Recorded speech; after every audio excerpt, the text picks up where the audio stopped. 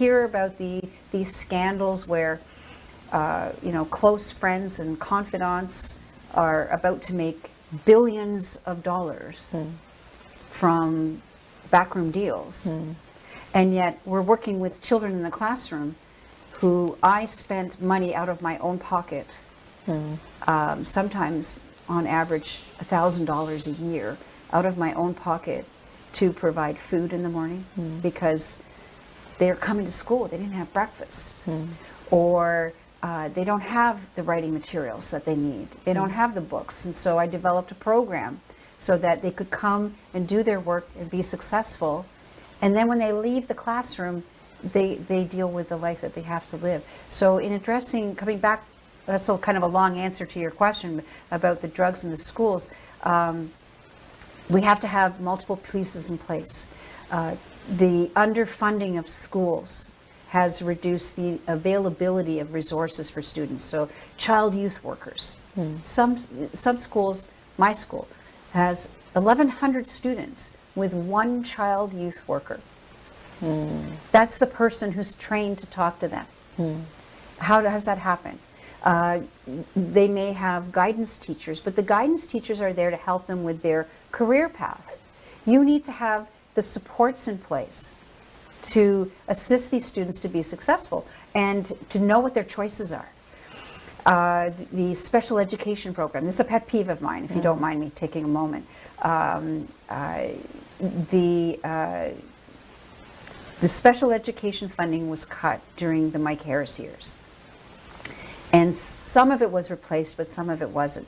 And so what happened was, year after year, school boards have a shortfall of anywhere between $19 and $24 million for special needs students, because that money just isn't there.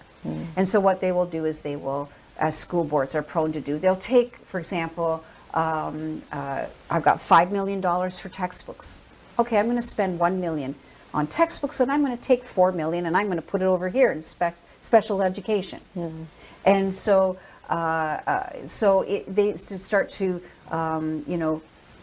move the pieces around to try to fill in the gaps. Why should they have to do that? They should not be having to do that. You can't underfund the schools and then, more concrete example, I'm going to cut your budget from 10 million to 5 million. Next year I'm going to put back 2.5. I gave you 2.5 million. I've increased your funding by 2.5 million. Did you really? No, you haven't, because you haven't even begun to replace the money that you already cut. Do you understand the perspective and the perception that they try to give is that we're these great funders, we're funding autism programs. I keep hearing this at the door. On one street last week, I was shaking my head.